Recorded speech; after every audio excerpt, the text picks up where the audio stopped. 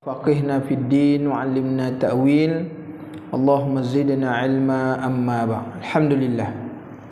Bersyukur kepada Allah Subhanahu wa taala kerana dengan rahmat dan limpah kurnianya kita diizinkan oleh Allah Subhanahu wa taala untuk bertemu lagi dalam kuliah mingguan kita.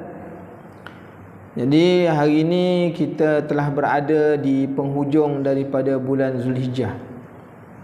Sebelum kita masuk kepada Muharram, masuknya bulan baru 1443 Hijrah. Jadi bulan Muharram ini seperti mana yang disebutkan oleh baginda Rasulullah sallallahu alaihi wasallam, ada amalan-amalan yang perlu kita lihat, yang perlu maknanya kita ambil perhatian di dalam bulan Muharram ini, kerana Rasulullah sallallahu alaihi wasallam memuliakan bulan Muharram. Kerana dalam satu hadis Rasulullah sallallahu alaihi wasallam, Rasulullah sebut afdalus siyami ba'da syahri Ramadan syahrullah alladhi tad'unahu al-Muharram, wa afdalus salati ba'dal fariidati qiyamul lail. Ini hadis yang diriwayatkan oleh baginda Rasulullah, hadis yang disabdakan oleh baginda Rasulullah sallallahu alaihi wasallam, seafdal-afdal puasa, seafdal-afdal puasa selepas daripada bulan Ramadan, ba'da syahri Ramadan. Maknanya puasa yang paling afdal ialah puasa bulan Ramadan lah. Kerana Allah Ta'ala sebut dalam Quran, syahrul Ramadan allazi unzila fihil Quran, ataupun ya ayyuhalladzina amanu kutiba alaikumus siyam kama kutiba alal ladzina min qablikum la'allakum tattaqun. Kan? Itu memang dah disyariatkan kerana dia jadi afdal. Jadi selain daripada puasa Ramadan yang menjadi salah satu daripada rukun Islam yang 5 tu, dia tu rukun, sebab tu dia jadi afdal kerana dia wajib. Orang dak ke tak dak ke, dia masuk Ramadan wajib laksanakan, kecuali orang-orang yang diberi rukhsah ataupun yang tertentu. Jadi selepas daripada puasa Ramadan ini, ada puasa yang afdal.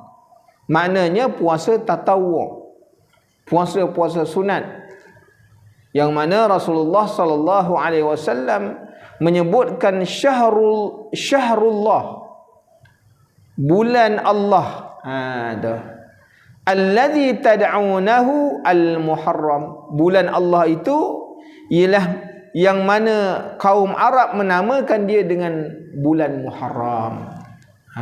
Jadi Muharram ini dinisbahkan dengan nama bulan Allah. Kalau Ramadan itu bulan umat bulan umat umat Nabi sallallahu alaihi wasallam. Jadi itu syahrullah. Jadi puasa selepas daripada puasa Ramadan, puasa yang paling baik ialah puasa bulan Muharram. Jadi ulama menyebutkan Abu Uthman Al-Mahdi menyebutkan, Abu Uthman Al-Mahdi menyebutkan bahawa orang Arab ni dia memuliakan 3 jenis 10 hari. Orang Arab ni dia memuliakan 3 jenis 10 hari. Yang pertamanya 10 hari terakhir setiap bulan. Maknanya ujung bulan, kira ujung bulan 10 hari itu orang Arab ni dia memuliakan. Dia puasa, sedekah dan sebagainya. Itu kemuliaan. Dia kan puasa 3 hari dalam dia ambil 3 hari puasa dalam sebulan, dia letak di ujung. Ini dikata apa? Kerana orang Arab ni memuliakan dia. Yang keduanya, orang Arab ni memuliakan 10 hari daripada awal Zulhijjah. Mana 1 sampai 10. Ni orang Arab dia muliakan. Memang telah sabit dia di dalam Al-Quran, wal fajri walayalin ashr, kan? Hari-hari yang 10 kan. 1 hingga 9. Kemudian 10 hari nahar. Ini orang Arab dia muliakan. Tu sebabnya kalau kita pergi di tanah-tanah Arab, kalau hari 1 hingga 10 Zulhijjah ni, wah memang meriah. Dia macam pesta. Ada orang Arab ni dia macam-macam. Kita nak makan daging, nak makan kambing orang sembelihan kan. Inilah waktu dia. Orang Arab ni susah nak bagi makan orang. Tapi kalau dalam bulan Zulhijjah ni, tiap-tiap rumah, kalau duduk di Mesir tu, tiap-tiap rumah tu sembelih kambing. Nanti dipanggil lah kita duduk-duduk sejiran ataupun dihantarkan nasi ya. Ini dia cukup memuliakan. Dan yang ketiganya, 10 hari daripada awal bulan Muharram. Ini orang Arab dia muliakan. Kan? 1 hingga 10 Muharram. Sebab tu dia ada hari Ashura. Kan? Hari Ashura ni kalau dekat Malaysia ni diingat bubur Ashura. Kalau tak ada bubur, maka bukan hari Ashura dia kata. Ada? Jadi sebenarnya hari Ashura ni atau 10 Muharram itu ialah hari yang disunatkan berpuasa. Ataupun amalan yang menjadi kebiasaan ialah menyantuni anak-anak yatim. Kan? Ibu-ibu tunggal menyantuni anak yatim, mengusap kepala dia tak? Jadi 1 hingga 10 Muharram, mana kita ada 2 hari lagi, mana besok hari Isnin ialah maknanya akhir Zulhijjah. Jadi petang tu berhimpun untuk baca doa akhir tahun. Kan? Kemudian lepas sembahyang maghrib baca doa awal tahun. Tak berhimpun kat sini pun baca kat rumah pun boleh. Tapi kalau baca kat rumah tu tak berapa nak harap sikit. Sebab dia baca depan TV, kan? Dia tak berapa nak harap kan. Dia baca kat sini memang betul-betul kita baca. Jadi petang tu datang, ya, setengah jam baca Yasin, buat zikir sikit. Hantar ada zikir-zikir nanti kita bagi. Jadi maknanya lepas tu baca doa sebelum masuk waktu maghrib, baca doa akhir tahun. Nak menutup supaya penutup kita endingnya biar yang baik-baik. Masuk buka kitab baru, biar maknanya permulaan orang tu dia baik-baik. Mula dengan doa, dengan amal, solat berjamaah dan sebagainya. Ada? Jadi gitu. Kemudian Rasulullah sallallahu alaihi wasallam menyebutkan wa afdhalus salati ba'dal faridati qiyamul lail. Maknanya seafdal-afdal solat, afdal solat yang paling afdal ialah solat fardu lah. Kenapa dia solat fardu tu dia afdal? Kerana wajib. As-salatu imaduddin, semayang tu tiang agama. Dan dia termasuk dalam rukun. Kan? Dalam rukun Islam. Bunyan Islam ala khamsin, syahadatu an la ilaha illallah wa anna Muhammadar Rasulullah wa iqamas salah. Mendirikan solat. Sebab tu dia jadi wajib. Dan dia jadi afdal. Kan? Kenapa? Kenapa dia jadi afdal? Kerana inilah amalan yang mula-mula akan dihitung daripada umat Nabi Muhammad sallallahu alaihi wasallam. Rasulullah sebut apa? Sallallahu alaihi wasallam, awwalu ma yuhasabu 'abdihi yaumal qiyamah as-salah. Yang mula-mula besok dihisap oleh Allah Ta'ala besok di hari kiamat ialah sembahyang. Sembahyangnya bagus, sembahyangnya clear, maka semua amalan clear. Tapi sembahyangnya masalah, semua masalah ibadat lain pun jadi masalah. Dia tu punca utama dia, tunjang.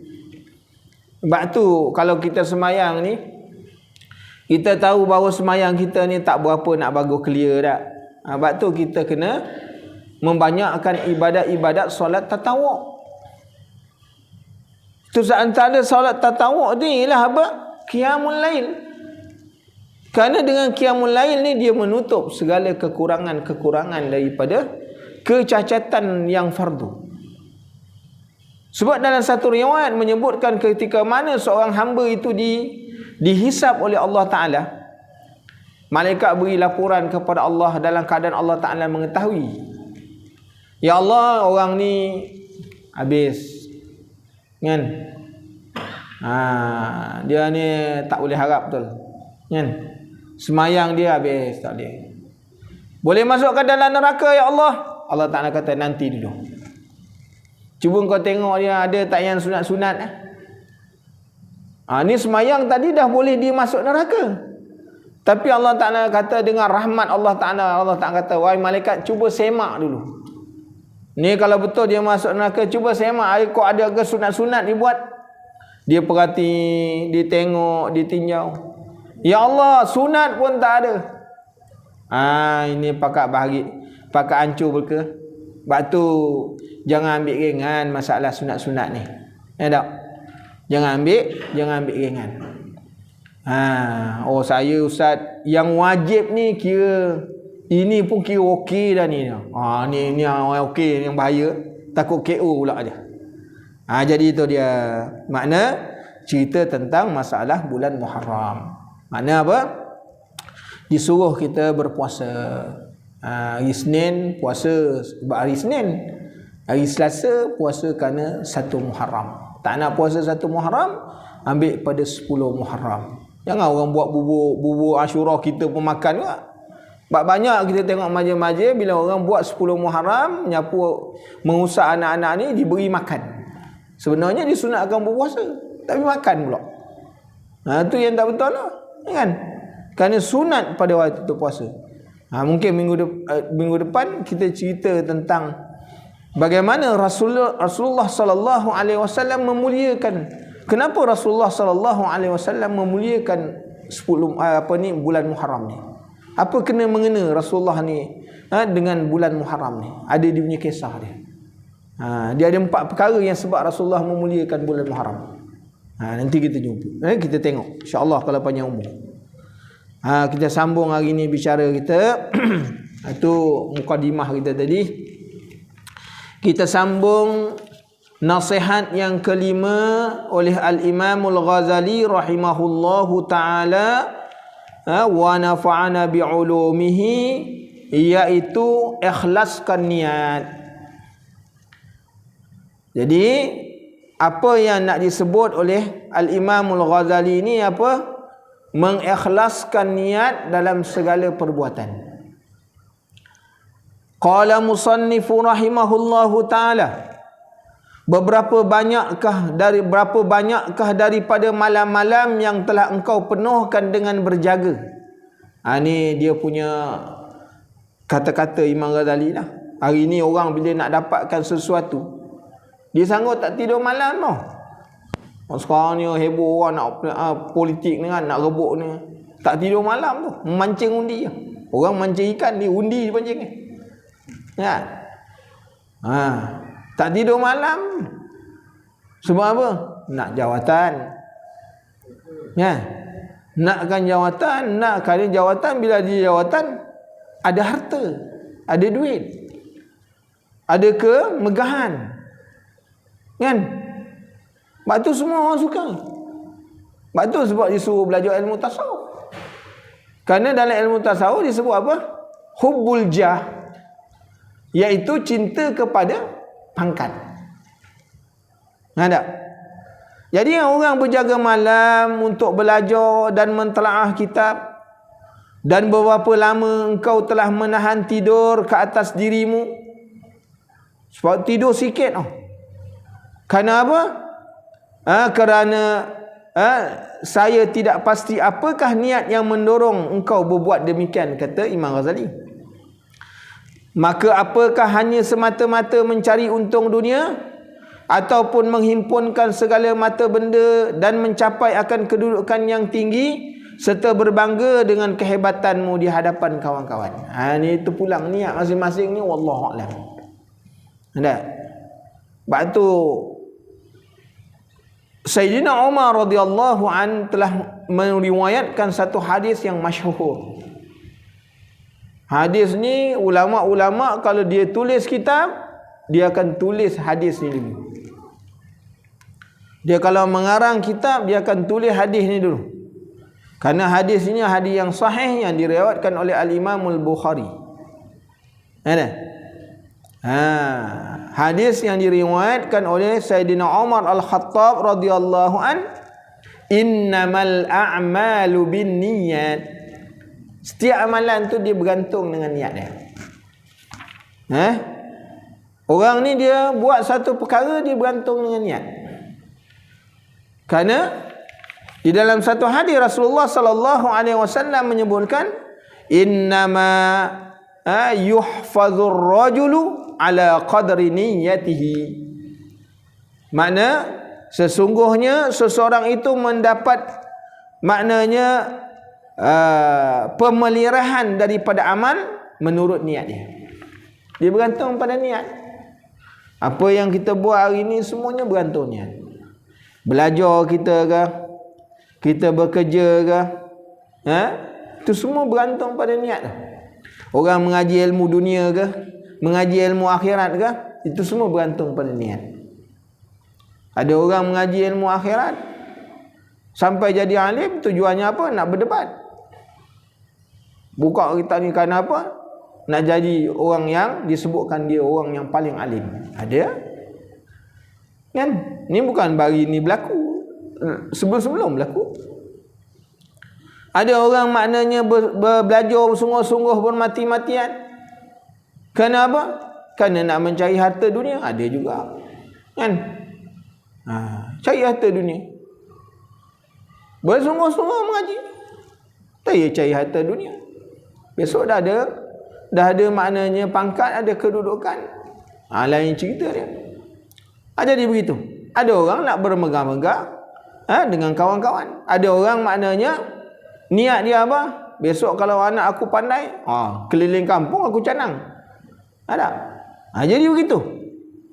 Jikalau ini niatmu, maka engkau akan rugi serugi-ruginya. Jadi kalau niat yang macam ni, rugi. Sebab tu kita kena jaga, bab niat tu kena jaga betul-betul. Sebab tu innamal a'malu binniyat wa innama likulli imri'in ma nawa. Setiap apa perbuatan tu bergantung pada niat dia. Orang hari ni buat, dia bergantung pada niat dan dia dapat apa yang diniatkan. Faman kana hijratuhu ila Allah wa rasulih fa hijratuhu ila Allah wa rasulih. Siapa hijrahnya niat kerana Allah dan Rasul, akan dapat Allah dan Rasul. Wa man kana hijratuhu lid-dunya yusibuha. Siapa yang hijrahnya kerana nak dapatkan dunia, dapat dunia. Awi mara'atin yankihuha ma hajara alaihi jara ilaihi. Siapa yang berhijrah tujuan niat nak berkahwin, dapat kahwin.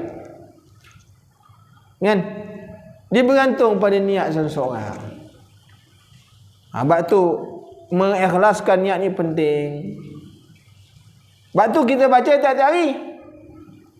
Inna salati wa nusuki wa mahyaya wa mamati.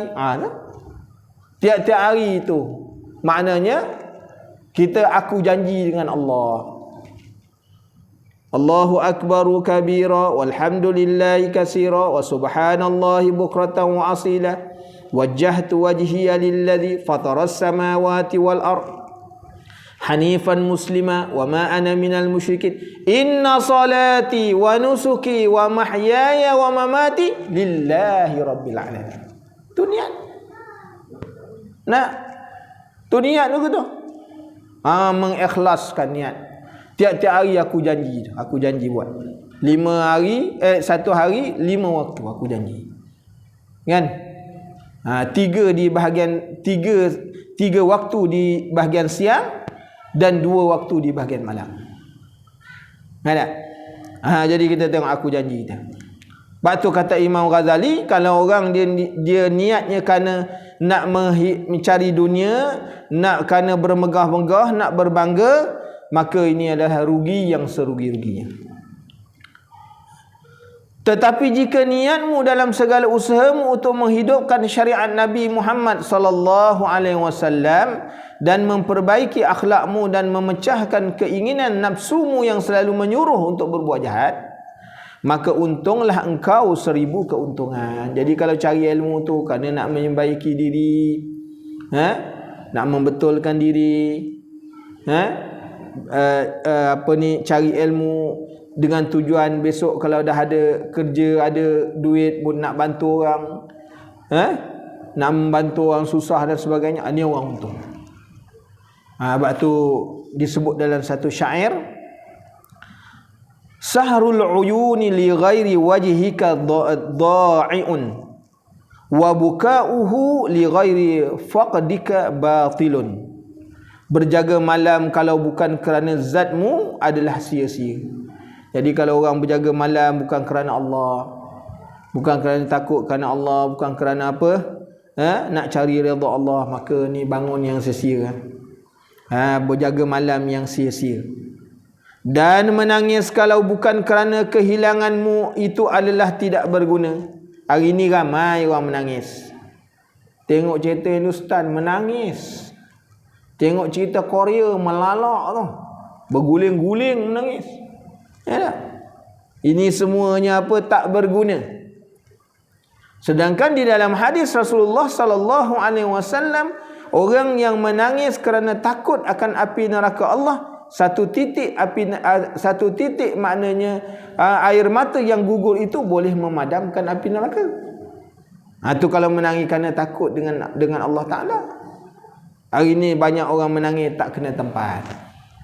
Ada. Sedangkan di dalam Al-Quran Allah sebut apa?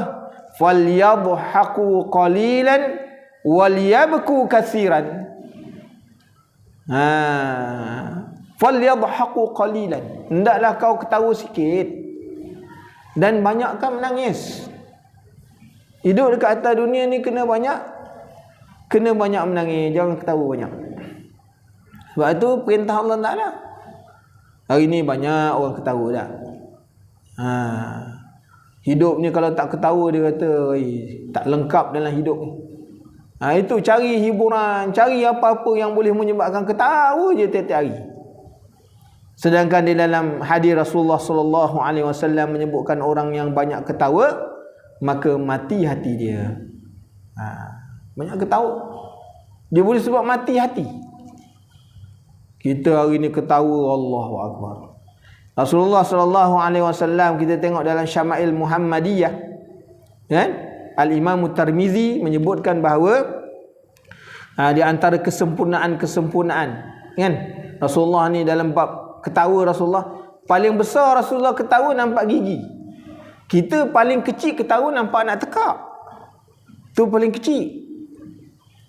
Kau yang paling besar wallahu alam nak. Rasulullah paling kecil ketawa nampak gigi. Tu paling Rasulullah sebab kata ketika mana Rasulullah dia senyum di atas mimbar, nampak gigi dia. Gigi Rasulullah kalau nampak, para sahabat ni suka tengok. Sebab apa? Dia ada cahaya. Kita ada cahaya juga. Maknanya cahaya emas. Sebab apa? Gigi 4 bulan tak gosok. Mana? Rasulullah tu bila gigi Rasulullah ni disebut dalam Syama'il Muhammadiyah, Rasulullah punya gigi ni jarang-jarang. Jadi kalau dia ketawa tu nampak nur, keluar cahaya. Kita nur pun tak ada. Nah, itu Rasulullah sallallahu alaihi wasallam. Sempat nanti kita baca Syama'il Muhammadiyah. Di antara maknanya kesempurnaan Rasulullah sallallahu alaihi wasallam. Disebut daripada awal A to Z. Macam mana Rasulullah sallallahu alaihi wasallam ni dia punya kehebatan. Jadi itu tuan-tuan muslimin dan muslimat yang dirahmati Allah. Masuk kepada nasihat yang keenam. Nasihat yang keenam. Kata Imam Ghazali rahimahullahu taala, hakikat hidup, cinta dan amal. Kan? Hiduplah engkau sesuka hatimu. Dekat atas dunia ni hiduplah sesuka hati kita tak? Kita nak buat apa buatlah. Tapi kita kena ingat, bila kita hidup ni macam mana lama pun Macam mana kita hidup dekat atas dunia ni, kata Imam Ghazali, engkau pasti mati. Allah Ta'ala sebut dalam Quran, kullu nafsin za'iqatul maut. Setiap yang bernyawa pasti mati. Tu kita kena ingat. Engkau nak hidup ke atas dunia ni macam mana lama kau punya suka, kau hiduplah. Kau nak buat apa, buatlah ke atas dunia ni. Tapi engkau kena ingat, yang hidup pasti mati. Yang hidup pasti mati. Sehingga Allah Ta'ala kata apa? Idza jaa ajaluhum la yasta'khiruna sa'atan wa la yastaqdimun. Bila sampai saat mati itu, Allah tak tercepat dan tak terlambat. Ya mati ya. Kau tengah main bola boleh mati. Kan? Ditunjukkan tu dalam apa ni, video orang tengah main bola, mati ya. Tengah main bola mati. Yang mati tengah semayang tu kira alhamdulillah. Ada yang mati tengah sujud, ada yang mati tengah baca Quran. Tak apalah, itu mati yang baik-baik. Tapi kita kena ingat, kalau hidup ni buat sesuka hati, pasti mati. Tak ada orang yang boleh menongkat dunia ni. Siapa umur yang paling panjang dekat atas dunia ni? Tu Nabi Nuh alaihi salam. Nabi Nuh punya umur apa? 950 tahun. 50 tahun lagi 1000 tahun. Ada orang hari ni ada 1000 tahun umur. 40 Covid dah mati. Kan? Macam mana? 950 tahun. Lamanya hidup. Ya Allah. Nak menghabiskan usia. Bayangkan 900 tahun tu. Kan? Mama, kalau kita ni dapat umur maknanya 60 tahun. Sebab tu Rasulullah sallallahu alaihi wasallam sebut apa? Umur ummati, umur umat aku. Rasulullah dah sebut dah. Jadi kita ni bila Rasulullah sebut umur umat dia, kita kena ambil peringatan. Rasulullah beri signal. Berapa umur umat dia? Sittin ila sab'in. Maknanya 60 ke 70 tahun. Hari ni siapa yang dah masuk 60, alamak, jangan besok jalan awak. Tak? Kena jaga-jaga. Sittin ila sab'in. Jadi umat Nabi Muhammad ni, sebab Rasulullah sallallahu alaihi wasallam umurnya 62 tahun. Wafat dalam keadaan umur 60 tahun, dan sebahagian kata 63. Kan? Tapi pendapat yang paling banyak 62. Rasulullah wafat 62. Saidina Umar, Abu Bakar, umurnya tak lagi dengan Rasulullah. Kan? Jadi umurnya pendek-pendek. Kalau orang lepas maksudnya makna umur 70 tahun dah dapat umur 70 tahun, itu Allah Ta'ala dah bagi keberkatan. Berkat umur 70 tahun. Jadi umur 60-70. Ini umat-umat Nabi Muhammad ni, dia punya area umur dia gitu. Tapi kita kata macam ni, kalau macam ni umur 60-70, sikit lah buat amalan banding dengan umur orang dulu.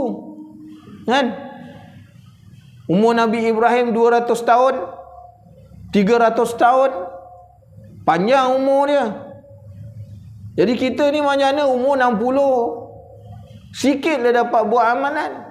Inilah yang dikatakan orang yang menjadi umat Nabi Muhammad sallallahu alaihi wasallam ni ialah orang yang menjadi umat pilihan yang Allah Ta'ala beri dengan berbagai-bagai kebaikan. Ketika mana dalam peristiwa Isra' wal Mi'raj, Rasulullah naik bertemu dengan Allah Ta'ala, kan? Bertemu dengan Allah, maka Allah Ta'ala bagi tahu, umat engkau ni umurnya sikit, tapi buat umurnya sikit, buat sikit dapat banyak. Mana ada umat dulu macam tu? Kenapa umat-umat Nabi Muhammad ni umur yang pendek-pendek. Buat sikit dapat banyak. Mana ada orang buat sikit dapat banyak? Kerja sikit gaji 8,000. Ada? Tak ada. Umat Nabi Muhammad yang dapat. Kan? Umat Nabi Muhammad kalau dia berdosa, dia banyak dosa, dia bertaubat, kalau sekiranya dosa besar, dia taubat nasuha, Allah Ta'ala boleh terima.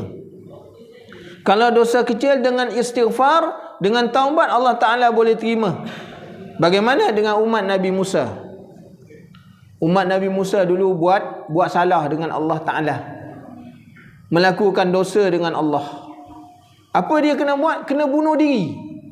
Allah Ta'ala turunkan gumpalan, maknanya gumpalan awan yang gelap. Mereka pada waktu tu pegang senjata, maka dalam gelap mereka berbunuh, tak nampak, berbunuh-bunuh dah sini. Habis anak melambak mati. Itu cara umat Nabi Musa, mereka ni Allah Ta'ala nak terima taubat dia. Hari ni dah umat Nabi Muhammad dah. Kau banyak dosa, istighfar. Kalau banyak dosa sekalipun, selain daripada syirik, kau minta ampun, Allah Ta'ala boleh ampunkan. Yang syarat jangan syirik je. Jadi itu dia. Ini yang kita tak kena tahu. Sebab tu Imam Ghazali kata apa? Mana hidup sesuka hati kamu. Kat atas dunia ni hidup lah. Kau nak buat apa pun buatlah waktu hidup ni. Tapi ingat, keputusan kehidupan tu mesti kematian. Lama sekalipun, gagah macam mana pun, tetap mati. Fir'aun tu mengaku jadi Tuhan tu, mati juga. Fir'aun mengaku jadi Tuhan. Fir'aun yang Allah Ta'ala beri kelebihan apa? Makan tak buang air. Kita makan kejap-kejap senak perut. Kan? Itu yang tahu apa? Lewat dia datang semayang. Buat senak perut. Makan macam-macam. Fir'aun makan tak buang air. Tak pernah kena sakit. Hidup tak pernah kena sakit. Kita kejap-kejap COVID. Kejap-kejap demam. Nak macam-macam sakit kena. Macam-macam sakit kena. Jadi macam mana? Akhirnya apa? Dia boleh menghidupkan, dia boleh mematikan. Ni Firaun. Para ulama mengatakan bagaimana Firaun ni memati dan menghidupkan? Kalau dia nak mati kan dia bunuh. Kalau dia nak hidup dia biarkan. Dan dia boleh memberi arahan kepada air sungai Nil. Kalau tuan-tuan pergi ke Mesir tu, sungai Nil. Sungai yang tak jumpa punca dia. Mana dia punya punca? Tak?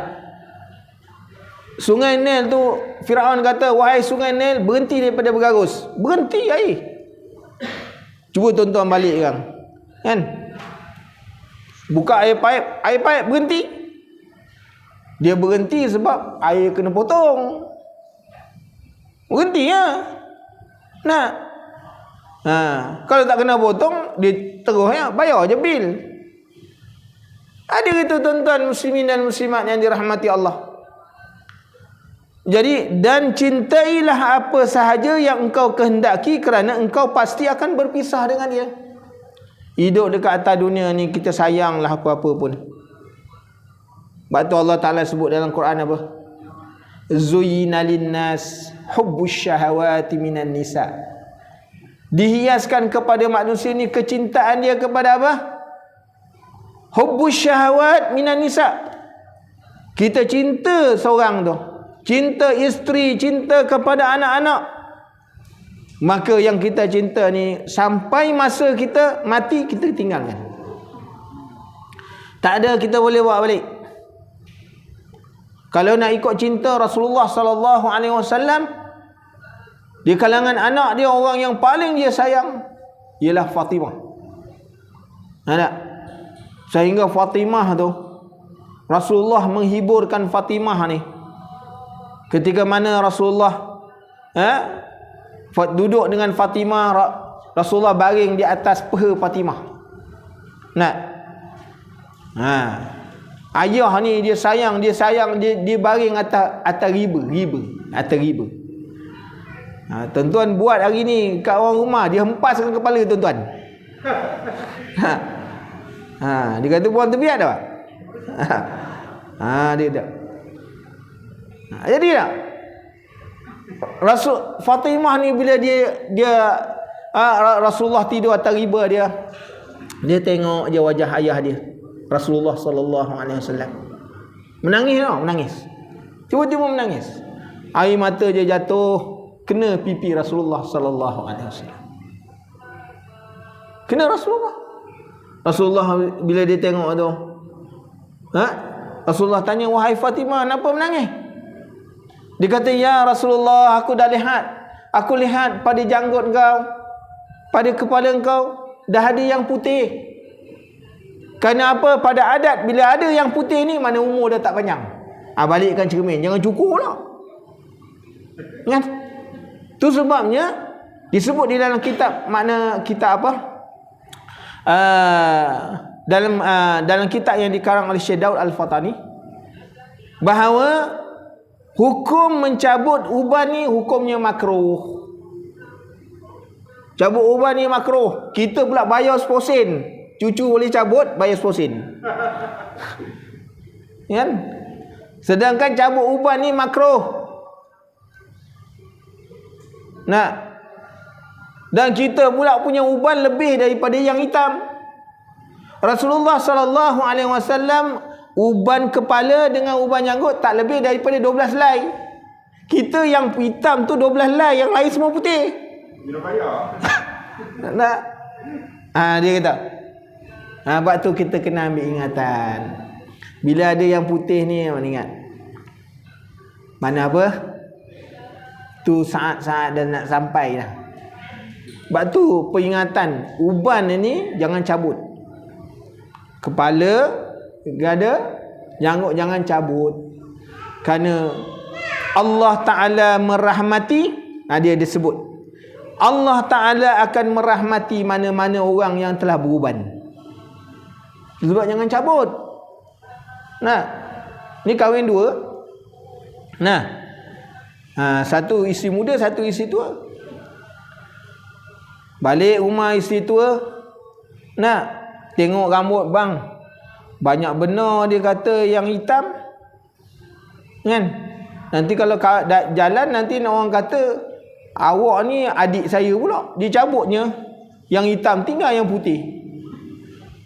Balik rumah pula, maknanya usia muda, bang banyak pula yang putih. Nanti saya jalan, nanti orang kata ni atuk tak? Dia cabutnya yang putih, dah botak. Sebab tu tuan-tuan muslimin dan muslimat yang dirahmati Allah, sebab tu kita kena ambil ingatan. Uban ni mengingatkan kepada kematian. Sebab tu jangan cabut.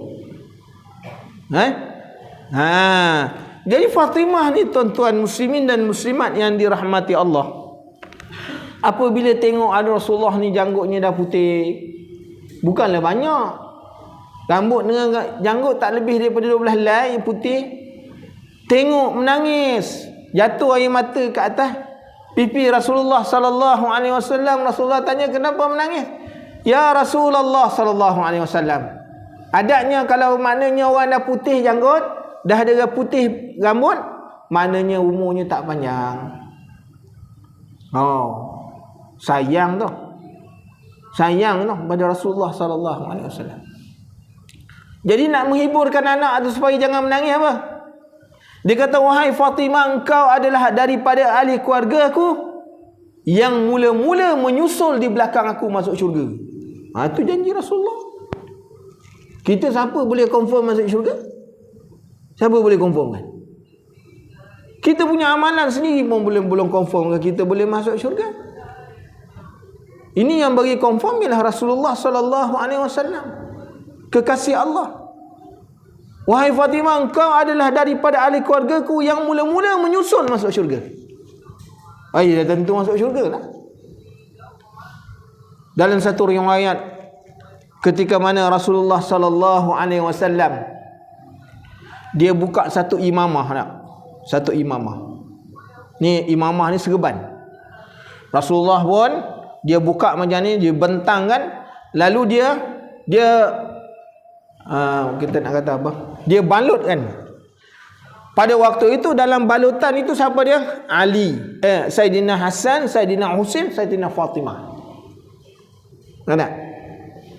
Maka Ali, Rasulullah panggil Ali masuk dalam apa? Serban tadi.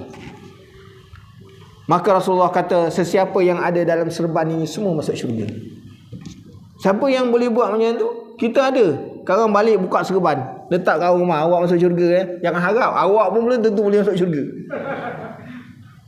Ada. Sebab tu Rasulullah SAW beritahu. Ini tuan-tuan muslimin dan muslimat yang dirahmati Allah. Nah, jadi apa-apa? Allah Ta'ala sebut zuyina linnas hubbus syahawat. Kecintaan manusia itu apa? Minan nisa. Kita hidup ni cintalah apa saja yang kita kehendaki, tapi kita kena ingat pasti berpisah dengan dia. Orang yang kita cinta Allah Ta'ala sebut apa? Perempuan-perempuan. Besok tinggal, mati besok engkau pandai-pandai lah. Nah, kalau panjang umur dia kahwin lain. Ya. Ada? Kan? Mana orang lain ambil? Kita kena tinggalkan. Hubbus syahawat minan nisa wal banin. Apa cinta lagi yang Rasulullah Allah Ta'ala sebut dalam Quran? Anak-anak. Hari ni orang berkahwin usaha kalau tak dapat anak, nak dapat anak. Kan? Kenapa? Kahwin kalau tak dapat anak, Allahu Akbar, satu kekurangan. Usaha dapat anak, buat macam-macam. Kan? Dan tak ada anak, anak monyet pun bawa masuk dalam rumah, piara. Pakaikan baju, pakai dengan apa. Tu cerita orang-orang barat lah. Kita tak ada tu. Sampai begitu sekali, kerana apa? Allah Ta'ala sebut itu kecintaan. Tapi apa anak ni kesukaan, pasti kena tinggal. Rasulullah SAW, tuan-tuan, muslimin dan muslimat yang dirahmati Allah, sehingga Rasulullah kata apa? Sesiapa yang menyakiti Ali, yang menyakiti Hasan dan Husain, seolah-olah dia menyakiti aku. Allah, kita nak sebut bagaimana Nabi SAW dia sayang kepada Hasan dan Husain ni. Tuan-tuan kalau pergi, orang yang dah pergi ke Madinah, kan? Di sebelah daripada Raudhah makam Rasulullah tu, di antara mimbar dengan makam dengan rumah Rasulullah tu namanya Raudhah. Maka mimbar yang pertama tu, yang di belah depan tu, dia ada 2-3 mimbar itu. Mimbar yang pertama tu ialah mimbar Rasulullah SAW, tempat Rasulullah yang asal-asal. Yang ada sekarang ni bukan semua, itu bukan yang original. Itu semua zaman khulafa, zaman daulah buat. Rasulullah tengah baca khutbah, tuan-tuan, dia punya sayangnya pada cucu dia. Dia turun daripada mimbar, dia gedakap nak tunjuk sayang kepada cucu. Sehingga Rasulullah SAW kata apa? Hazil fitnah. Ni cucu ni fitnah besar. Kan? Mak ayah tak sayang kepada anak, tapi kalau dapat cucu, Allah, berguling lah. Kalau bawa masuk kedai, kalau cucu minta, cucu berguling, dia pun berguling juga. Tak? Kenapa? Kerana sayang tu. Tanyalah orang yang dah dapat cucu. Anak dia tak heran. Tapi kalau cucu, Allah Akbar. Cucu ni bukannya main-main lah. Saya belum, orang kata ustaz belum dapat cucu. Ustaz belum tahu lagi. Dia kalau pegang kain boleh tercabut kain.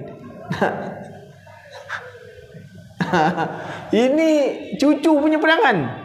Nah, sebab apa Rasulullah sebut itu? Buat cucu tu. Kalau anak ni terpelingnya, terajangnya. Kalau cucu, Allah, kau jentik kau. Kau jentik dia. Kau tampung kau. Allah, atuk nak campur anak sebab cucu tu. Ni bahaya.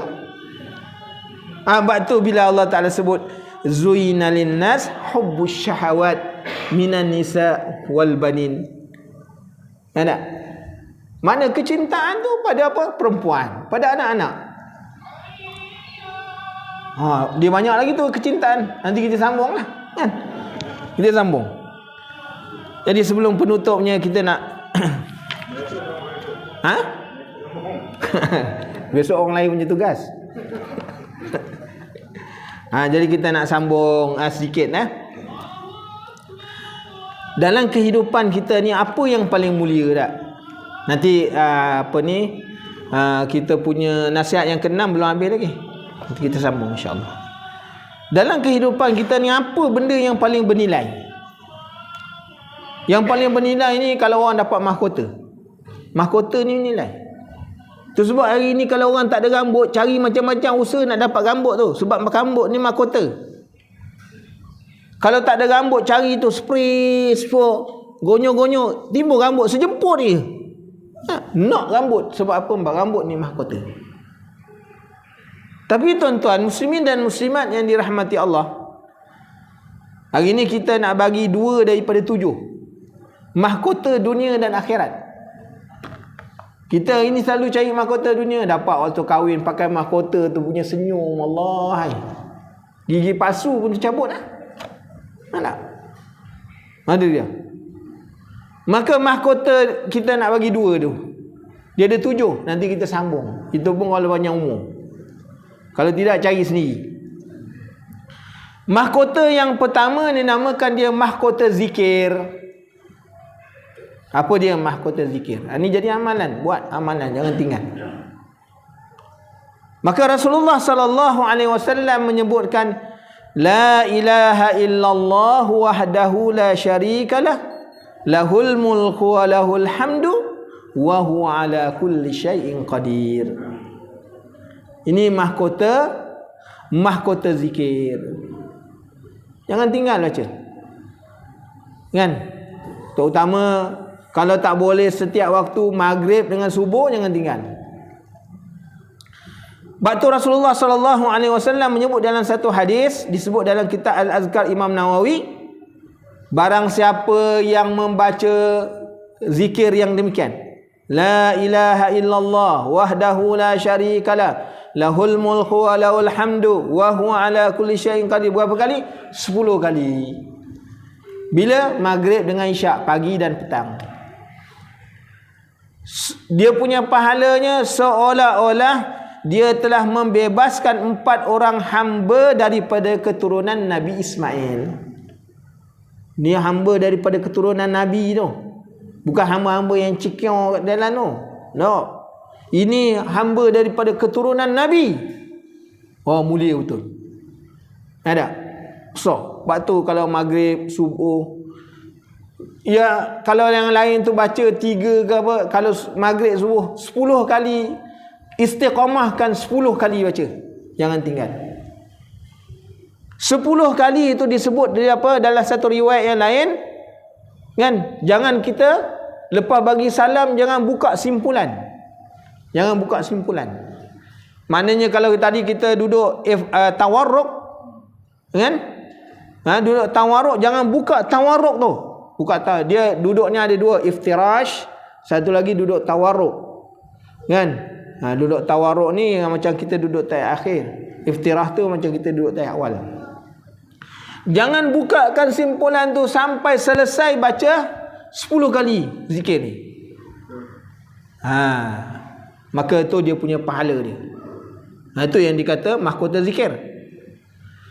Yang kedua, ini bagi 2 je lah, kan? Dah masuk waktu. Mahkota penenang. Hari ni hidup kita susah, Covid, kejap-kejap Covid, anak kena Covid, suami kena Covid, masuk dalam masjid, Pak Imam kena Covid, puling belakang Bilal pula kena Covid. Covid belaka kita. Tak? Keluar kena kompang. Tak pakai mask pun kena kompon. Semua susah hati sekarang. Jadi apa mahkota penenang? Hari ni orang cakap nak cari obat penenang, macam-macam cari usaha macam nak tenang. Nak tenang pergi keluar negara, pergi gini, makan. Ada orang tenang dengan sebab dapat makan. Ada orang tenang dengan sebab dapat banyak duit. Ada orang tenang sebab dapat pangkat, dapat. Orang cari tenang. Kita nak tenang macam mana? Maka Rasulullah sallallahu alaihi wasallam mengajarkan kepada kita cara nak tenang. Apa zikir yang kena baca? La haula wala quwwata illa billah. Di dalam satu hadis Rasulullah sallallahu alaihi wasallam yang disebut oleh Imam Nawawi dalam kitab Al-Azkar, dia kata apa? Rasulullah kata, hendakkah aku ajarkan kepada kamu satu pembendaharaan daripada pembendaharaan syurga? Rasulullah beritahu pada sahabat. Maka Rasulullah kata, barang siapa yang membaca la haula wala quwwata illa billahil aliyil azim, dia telah dapat satu pembendaharaan di syurga. Jadi itu ingat dua dulu. Kan bagi banyak-banyak, keluar kan dapat makan, lupa habis. Kan? Bagi dua dulu. Nanti minggu depan kalau panjang umur sambung. Dia ada 7 pun. Mana ada lagi 5 lagi. Insya-Allah. Insya-Allah.